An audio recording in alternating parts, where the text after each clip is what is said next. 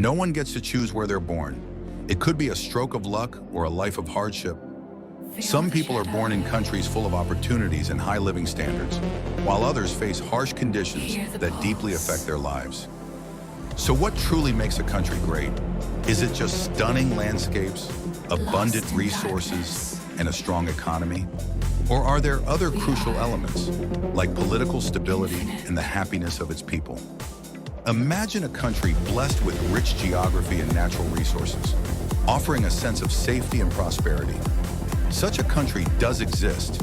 It's Venezuela, home to 302 billion barrels of proven oil reserves, making it the country with the largest oil reserves in the world. Venezuela is located on the northern edge of South America. It borders the Amazon rainforest to the south, Guyana to the east, Colombia to the west, and the Caribbean Sea to the north. In terms of area, Venezuela is quite large. It may look average on a South American map, but it's actually bigger than many other countries globally. The country is extremely rich in resources, especially oil, giving it a significant geographical advantage. However, despite this wealth, Venezuela is facing a severe economic crisis and struggles to export its oil to the international market. At first glance, Venezuela seems to have all the ingredients for success, but the reality is far more complex. The country is plagued by chaotic political policies and poor economic management. Even with abundant natural resources, most citizens live in poverty, struggling to meet basic needs. Hyperinflation has made the situation even worse, drastically reducing purchasing power and turning everyday life into a serious challenge for the people of Venezuela. We'll dive deeper into this issue later, but first, let's explore the capital of this frequently mentioned country. Welcome to Caracas, the capital of Venezuela, with a population of around 28 million. From above, Caracas looks stunning, but once you step onto the streets, you'll experience a completely different reality, one of chaos. Long lines of people waiting are a common sight in Venezuela. Ironically, in an oil-rich country, there's a shortage of fuel. Many people queue up at gas stations from early morning, hoping to fill up their tanks. Additionally, Venezuelans often have to carry bags of money due to the severe devaluation of their local currency. The bolivar has lost tremendous value against the USD and euro. For example, one USD is worth about 35 times the official exchange rate of the bolivar. The Venezuelan government has repeatedly removed zeros from the currency in an attempt to reduce the paper crisis. But inflation continues to spiral out of control. Right now, even the Syrian pound is worth more than the bolivar. Just imagine relying on the outside world for all your basic needs, while your own currency can't buy the essentials. Before we dive into Venezuela's economic struggles, let's take a moment to appreciate what this country does have to offer. Venezuela doesn't require visas for most countries for stays under 90 days. The local people are friendly, and racial discrimination is not a major issue. However, tourists are still advised to stay cautious and protect their belongings. The natural scenery is breathtaking, most notably Angel Falls, the world's tallest waterfall at nearly 1,000 meters, which attracts adventurous travelers. But reaching the falls is quite difficult and expensive. To get a close view, you'll need to take a helicopter. Travel companies often make the experience more thrilling by flying over treacherous rocky ranges on the way. Angel Falls was discovered by James Angel in 1933 and was named after him. Even though Venezuela's nature is well preserved, locals typically can't afford to see it from a helicopter. With most industries shut down, there are very few activities that bring excitement or help people forget the struggles of daily life. Many choose to travel to Colombia in search of fun and entertainment.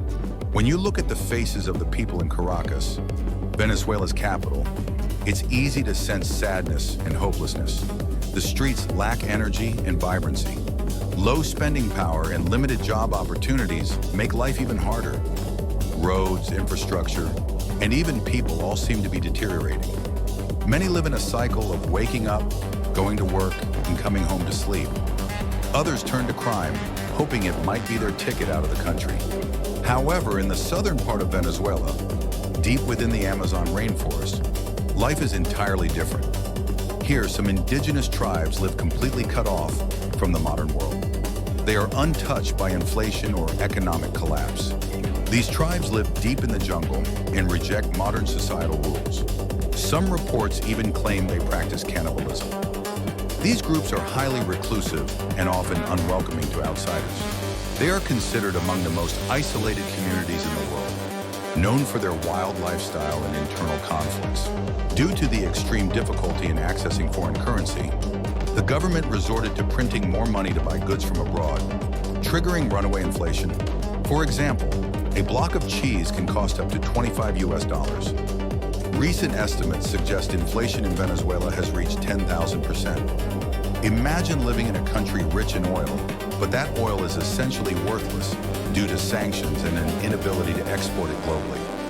In fact, most of the crude oil isn't even refined, forcing Venezuela to import processed oil from Iran in exchange for raw crude. Iran has gained massively from this deal.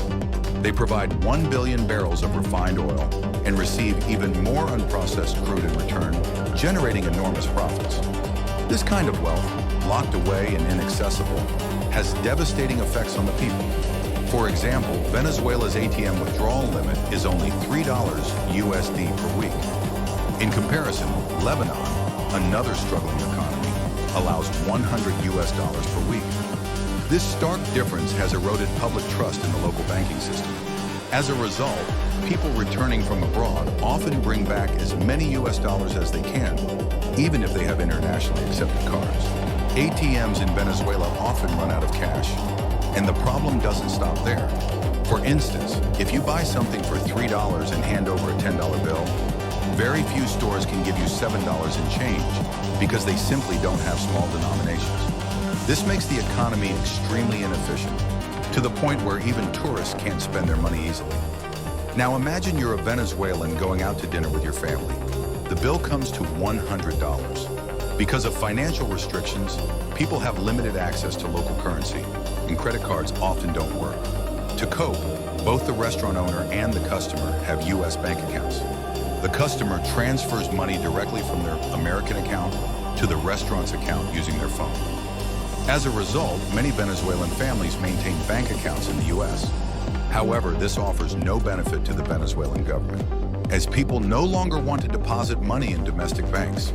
Ironically, the minimum monthly wage in Venezuela is 130 bolivars, about $5, which is nowhere near enough to live on for a month. In response, the government sometimes runs media campaigns, provides free transportation, and even distributes food and fuel at certain gas stations.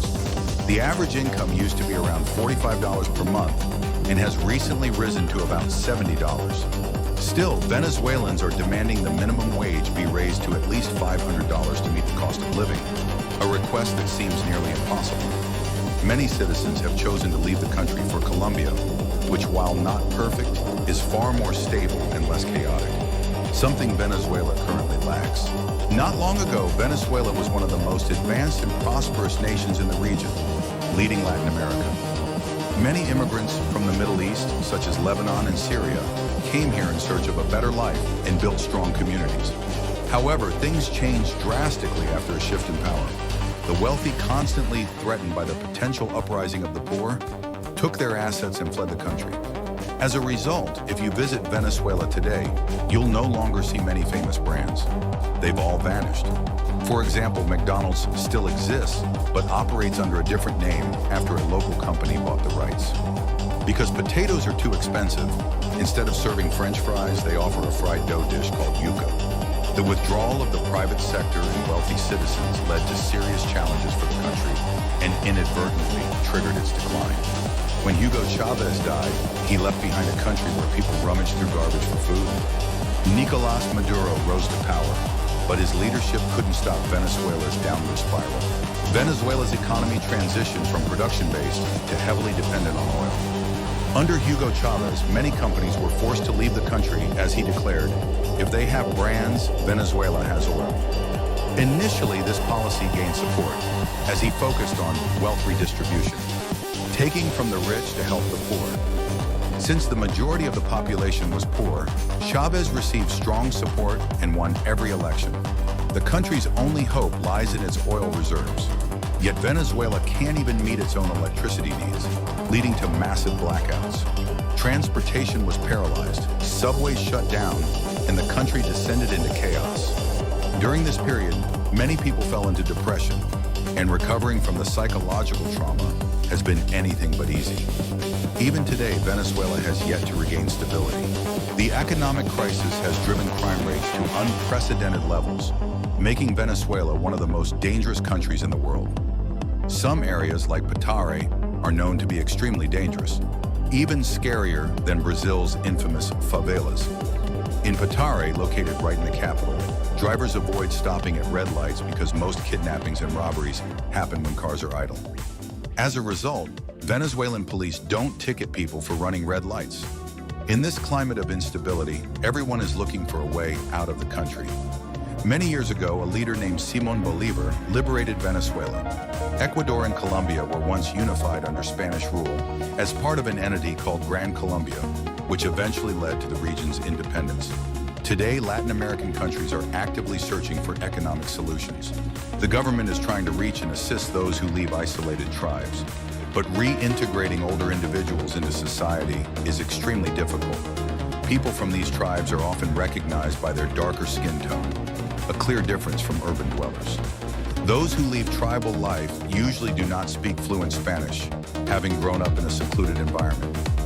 Venezuela desperately needs comprehensive economic reform to move forward. The country must attract foreign investment and create sources of foreign currency. Without these changes, Venezuela will continue to struggle to utilize its oil reserves or develop its tourism industry, remaining a land of stunning beauty, forever trapped between great potential wealth and harsh poverty. That wraps up this video. See you again in the next one.